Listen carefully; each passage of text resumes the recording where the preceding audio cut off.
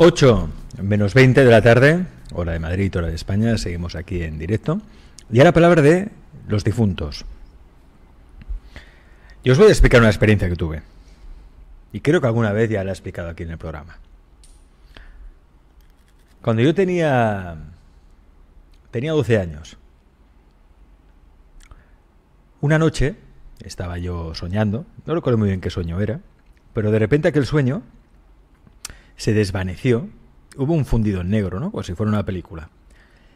Y al fondo vi un rostro que se iba dibujando poco a poco y se acercaba a mí. Era el rostro de mi abuela. Y me dijo lo siguiente, me dijo: Alex, yo me voy, cuida de tu madre. Eso fue lo que me dijo mi abuela en sueños. Justo en ese momento entró mi madre en la habitación, me zarandeó, me despertó, me dijo: hijo, vístete, que nos vamos al hospital, que la abuela ha muerto. ¿Vino mi abuela realmente en ese sueño a despedirse de mí? ¿Fue todo simplemente una casualidad? ¿Fue algo una información que yo recibí o que quizá mi inconsciente ya se lo esperaba? Porque es cierto que mi abuela estaba enferma de un cáncer terminal en el hospital, terminal, pero bueno, que a unos médicos le daban 1 año, 2 años de vida. Nada hacía presagiar que su final fuera tan temprano, ¿no? ¿Fue casualidad o fue realmente que en aquel sueño mi abuela se comunicó conmigo de alguna manera? Vamos a hablar de ello y lo vamos a hacer con todo un especialista como es Gabriel Carrión, escritor, divulgador, periodista y realizador de televisión. Gabriel, bienvenido. ¿Qué tal? Creo que en esta ocasión se me escucha. Lo cual, perfectamente. Bueno, no es malo, ¿no? Menos mal. Anterior, menos mal porque sí. Llevamos una tarde, Gabriel, una tarde. Sí. Yo no sé, Bueno, ahora dicen aquí, no me tocó a mí. Me dicen los del chat, dicen, es que es Mercurio retrógrado. Y digo, vaya hombre, Es Mercurio posible, retrógrado está todos los días. Todos los días. Los planetas lentos son terribles. Pero en este caso nos han respetado, cosa que agradezco. Sí, son cosas de difuntos, ¿eh? Cosas de difuntos. Que a veces están y a veces no están. Existen, a ver, obviamente, los difuntos, sí, claro que existen, pero me refiero a los espíritus de los difuntos. Y vienen a comunicarse con nosotros, nos visitan, Gabriel. En general, a lo largo de los años, quizá por la edad, ya tengo que hablar de hace muchos años, yo he mantenido una postura un tanto escéptica solo y exclusivamente para poder investigar, ¿no? Es decir, cuando uno en un momento determinado se lanza con una actitud excesivamente crédula, en una época donde hubo una eclosión brutal de este tipo de fenómenos, que fue en este país, sobre todo cuando termina la dictadura de Franco y pueden surgir multitud de creencias, pues había que tener una actitud un tan alejada del fenómeno.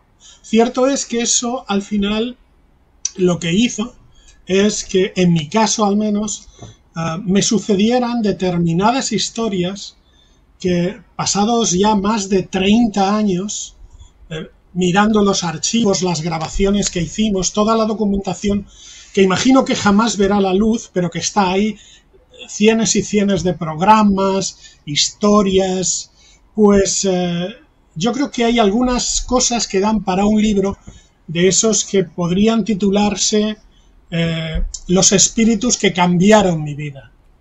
Es decir, esa es un poco la cuestión. Yo creo que hay, a lo largo de toda una historia, a lo largo de toda una experiencia vital, determinadas situaciones, determinados hechos que realmente te abren la puerta hacia circunstancias y momentos realmente sorprendentes, ¿no? Y de hecho, yo los he vivido y además los he documentado. ¿Tú los has vivido?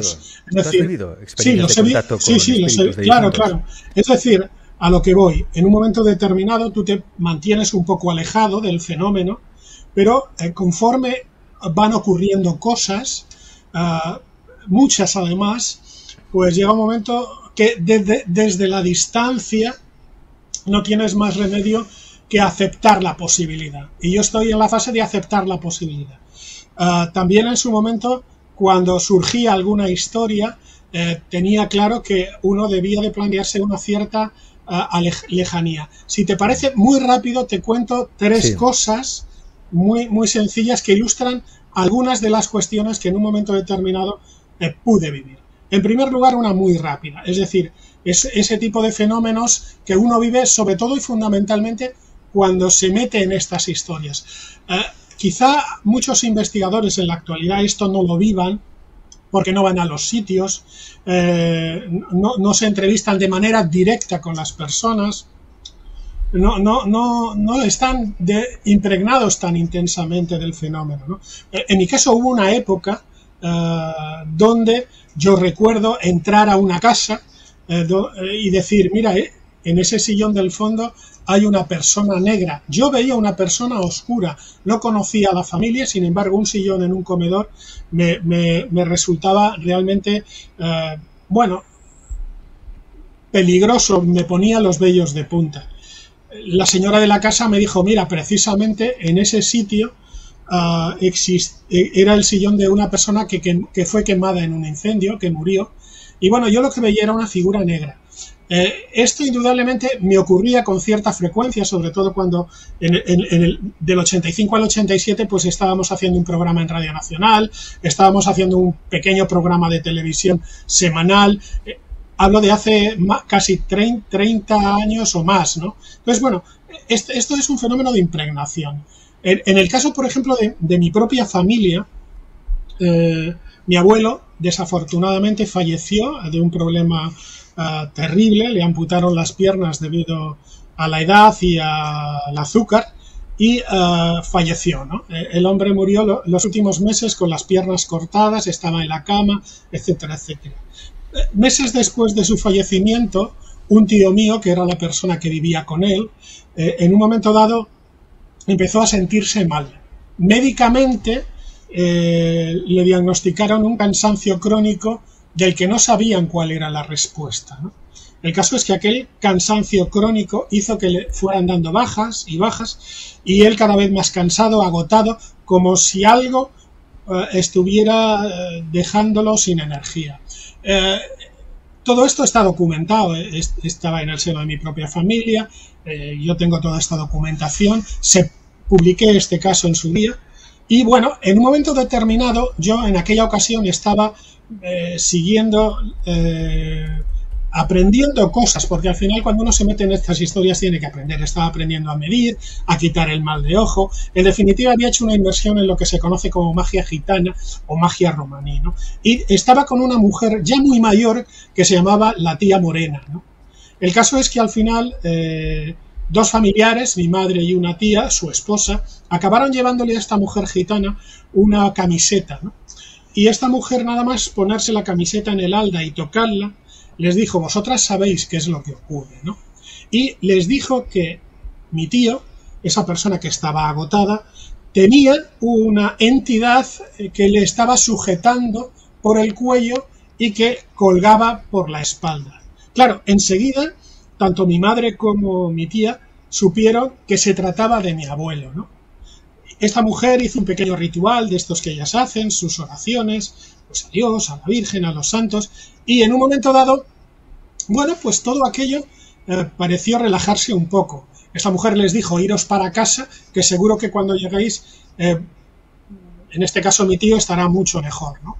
La realidad es que volvieron y cuando llegaron se lo encontraron en la cocina, él estaba en el sofá, muy agotado, en la cocina, y lo primero que le dijo a mi tía, nada más entrar, es que tenía hambre, ¿no? Y a partir de ahí empezó a recuperarse. ¿Cuál es la realidad de la historia? La que subyace con esa supuesta entidad espiritual. Pues es que este hombre era la persona encargada de sacar a mi abuelo al aseo en los últimos meses, cuando ya tenía las piernas cortadas y no podía caminar. A mi abuelo lo sentaban en la cama y este hombre se ponía en cuclillas, mi abuelo le pasaba los brazos por el cuello y él hacía un esfuerzo y lo sacaba al aseo. Allí lo sentaban, lo duchaban y demás. Se supone que la entidad espiritual, mi abuelo, al parecer, se sentía confiado y confortado estando con él. Y esta historia realmente bueno, no deja de ser sorprendente, ¿no? Fundamentalmente porque me tocó muy de cerca. También es verdad, por ejemplo, y podría contar otras, algo más lejanas, pero vamos, también es verdad, por ejemplo, que en otras ocasiones pues te has ido encontrando historias que al final tienes que achacarlas a la sugestión, por ejemplo, que era otro de los factores que quería comentar, ¿no? Que también son importantes.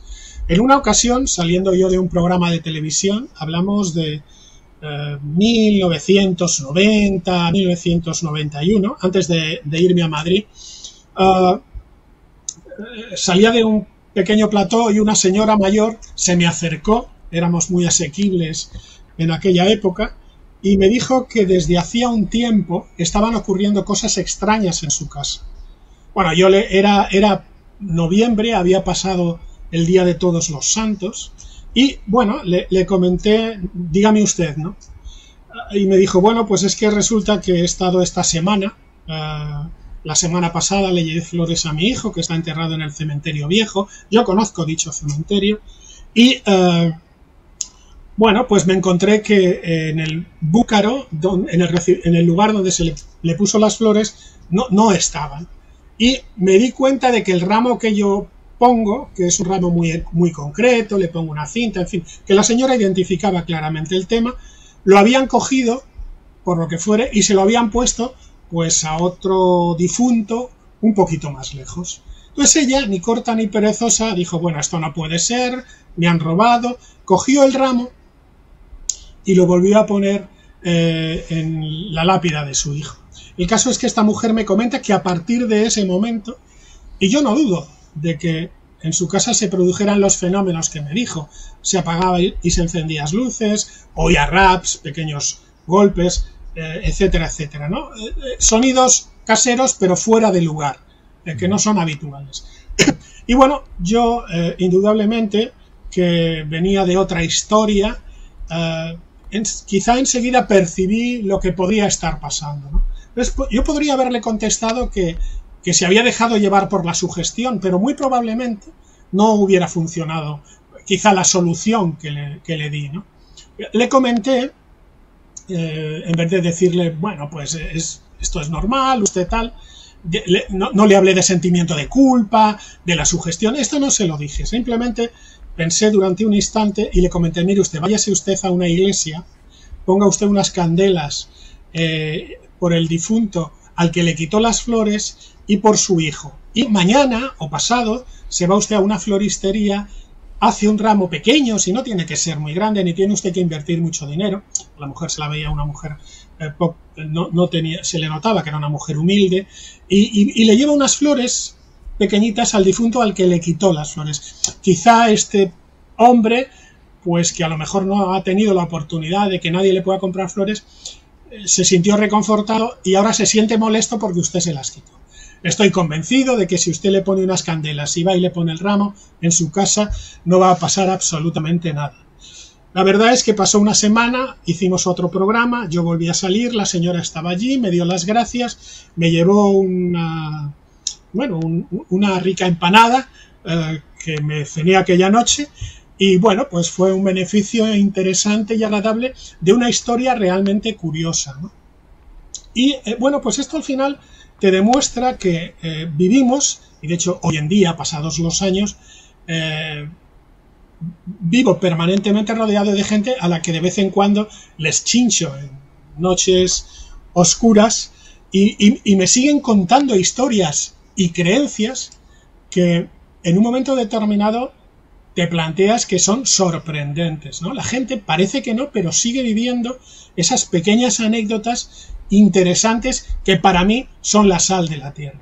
Yo, indudablemente, voy a poner un poco de distancia en todas las apariciones de la reina Isabel II que se van a producir en los próximos meses. ¿Por qué? Bueno, indudablemente porque estamos viviendo un fenómeno tremendo, con una congestión de emociones brutal, y seguro que sin ser excesivamente evidente, estoy total y absolutamente convencido de que dentro del mundo anglosajón se van a producir este tipo de fenómenos, sombras en el palacio de Buckingham, algún criado presuntamente oirá la campanilla con la que la mujer despachaba a los políticos, etcétera, etcétera. ¿Es seguro que eso va a ocurrir? Es decir, ahí está claro que hay en muchos casos el poder de la sugestión o de la autosugestión sería la explicación, porque la mente es poderosa, la mente crea. Sí. Eso nunca lo olvidemos. Pero hay otros casos en los que al menos, hombre, la sombra de la duda allí está. Yo explicaba a Gabriel, por ejemplo, al abrir el programa, mi experiencia, no sé si la has escuchado, que mi abuela vino a despedirse de mí en sueños. Claro, ¿ahí qué explicación puede haber? ¿Podría haber alguna explicación científica a lo que yo viví, que viene a despedirse justo en el momento en que murió? Yo te podría contar algunos casos relacionados con ese tema que en aquella época, donde yo estaba muy metido, muy metido, eran realmente sorprendentes. Yo siempre digo que cuando uno se mete de lleno en un charco, al final acaba total y absolutamente inundado de agua, ¿no?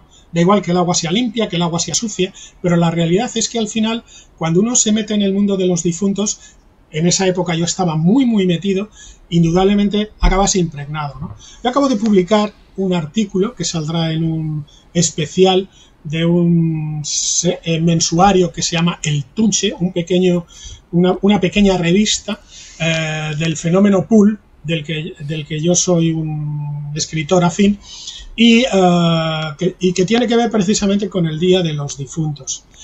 En mi caso, por ejemplo, yo recuerdo eso que tú comentabas, recuerdo las noches anteriores del Día de los Difuntos, cuando en casa se ponían candelas y se preparaba la casa para que vinieran los muertos a casa, ¿no? Está claro que se esperaba a todo el mundo. Mi padre murió joven y en una ocasión, mirando muy temprano por la rendija de la puerta, habían hecho la cama, habían puesto la luz de una manera tenue, pues a mí sinceramente me pareció ver la figura de mi padre. También es verdad que yo he de confesar que mi padre muere cuando yo tengo 11 años y confesaré que era una persona desafortunadamente muy violenta debido a un accidente que tuvo y nunca se recuperó, y sinceramente justo cuando muere tanto mi madre como yo tuvimos experiencias idénticas y fenómenos idénticos en nuestra propia casa. Con el paso de los años, mi hijo, que es un poco borde, pues ha intentado ver si la abuela decía o contaba la historia de manera diferente a como la contaba yo, y al final se sorprendía de ver cómo los dos, en determinadas cuestiones, sin habernos puesto de acuerdo y estar en el mismo lugar en ese momento, prácticamente contábamos la misma historia, ¿no? Son historias personales, historias de encontrarte cuando fallece pues con raps enormes, con un ruido de platos cuando estabas en la habitación y salías a la cocina y verte colocada un montón de platos en el suelo, de tener visiones muy concretas de él, sin que eso al final acabara generándome ningún tipo de trastorno ni metiéndome de lleno en la creencia absoluta del asunto. Si bien es cierto que a lo largo de los años me han ocurrido cosas realmente sorprendentes. Lo bueno de las cosas es que puedan ser compartidas con más gente. Es decir, que justo con gente que te rodea vives determinado tipo de fenómenos, ¿no? Te pongo otro ejemplo. En un momento determinado, donde bueno, pues estaba inmerso en esta historia, yo caigo malo, de golpe y porrazo, me pasa prácticamente lo mismo que le había pasado a mi tío, ¿no? Empiezo a sudar, empiezo como a deshidratarme. Coincide que estoy en casa de mi madre, uno de los viajes, una de las historias, me tumba en la cama, me pone ropa, porque no podía ni caminar. Es de esto que de hoy para esta tarde acabas mal, ¿no? Pasa toda la noche sudando, prácticamente notabas que ibas perdiendo kilos, y no digo que ojalá me ocurriese ahora para quitarme 4 o 5 kilos, pero fue realmente sorprendente.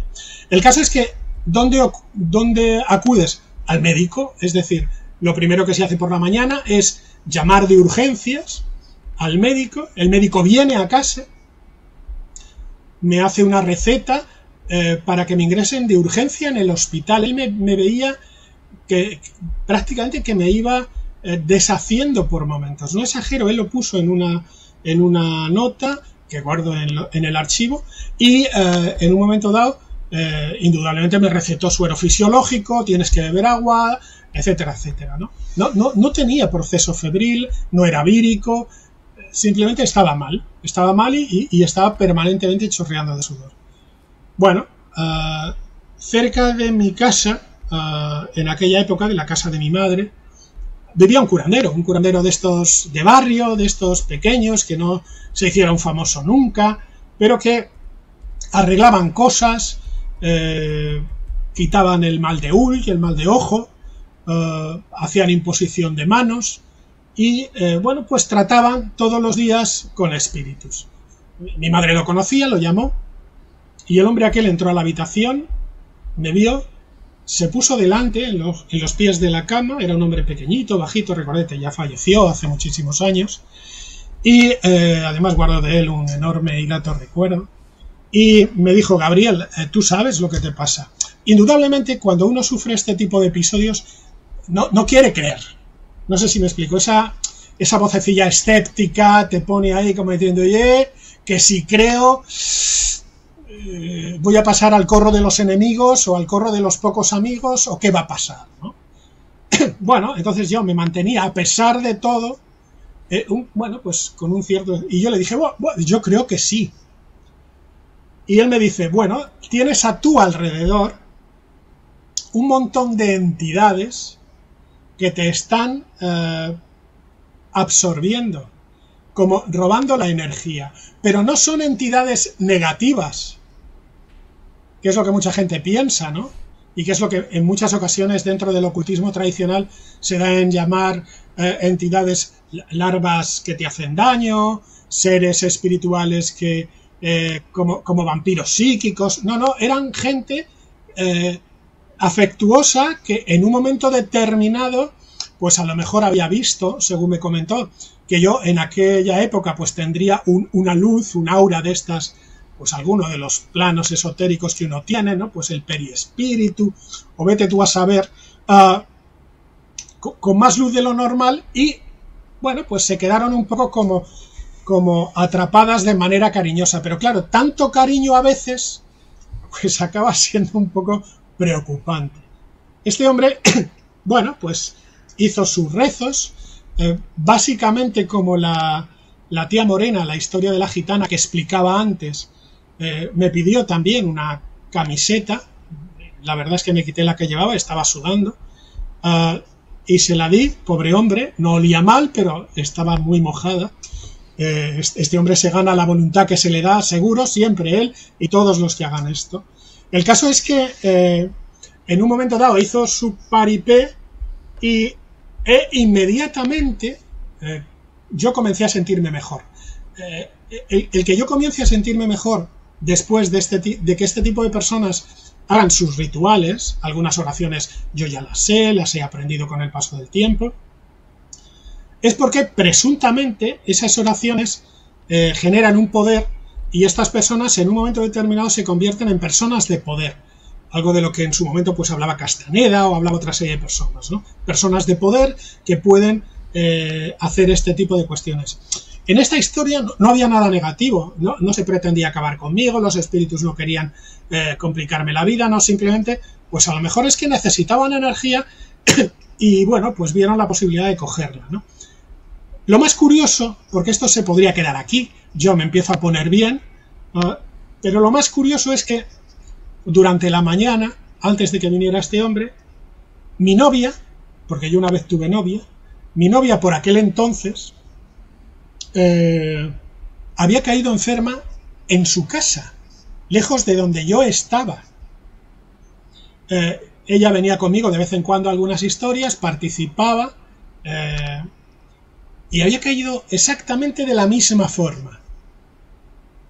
Y su hermana, que no tenía nada que ver salvo el hecho de que vivía en la misma casa, también estaba en otra habitación prácticamente de la misma manera, pero un pelín menos. Es decir, había como una especie de progresión hacia menos, ¿no? Mi novia en aquel entonces un poquito más y su hermana un poquito menos. Como si hubieran quedado impregnadas por el contacto. El caso es que en un momento determinado, cuando me sentí un poco mejor, bebí agua y dije, che, pues vamos a ir a su casa. Cogí mi coche de aquella época, un Renault 4 verde. Buah, eso ya ni... alguno veo de vez en cuando.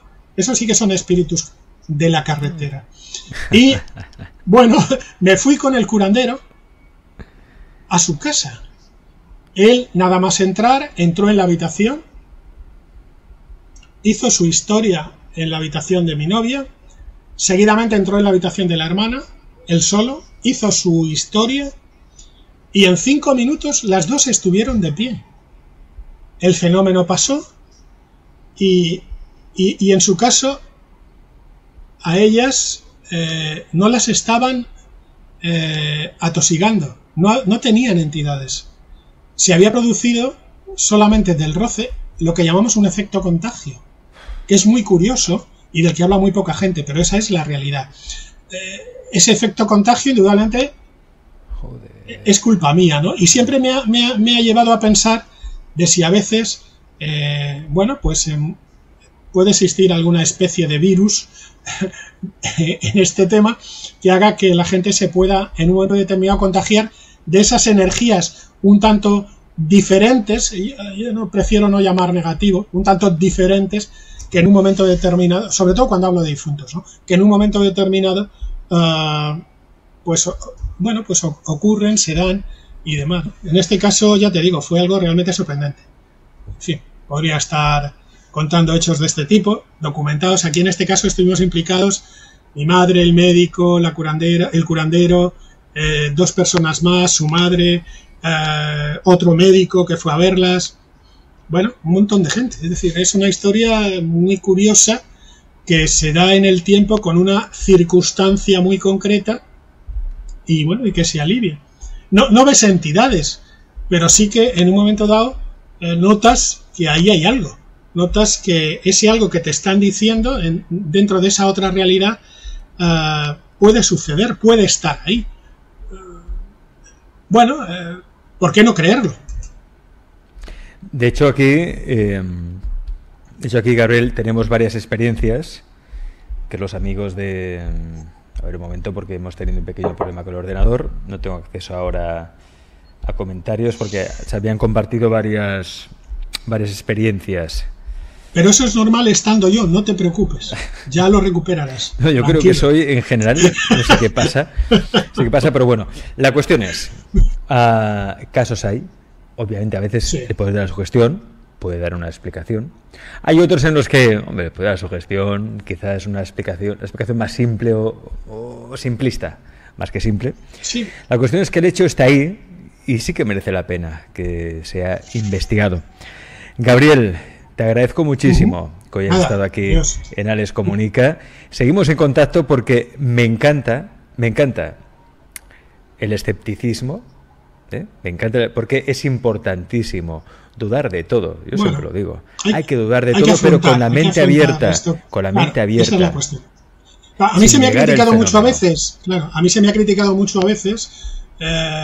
Y de hecho algunos grupos escépticos en un momento determinado han alabado alguna de mis publicaciones o parte de alguna de mis publicaciones y luego me han denostado. Es decir, yo siempre he creído que lo importante para adentrarse en el campo del esoterismo tradicional, como puede ser el tema de los difuntos, sobre los que podríamos estar hablando horas y horas, quién nos visita el día de los difuntos, realmente son entidades espirituales. Si mi abuelo era tan bueno y fue al cielo, ¿cómo lo van a dejar salir? Nadie piensa que alguien con un nivel energético tan alto presuntamente puede salir del cielo, etcétera. Hay miles de preguntas, miles de historias relacionadas con estos temas, ¿no? Entonces, bueno, para aprender fundamentalmente uno tiene que ser un poco escéptico, sobre todo y fundamentalmente para no dejarse influir en la próxima historia.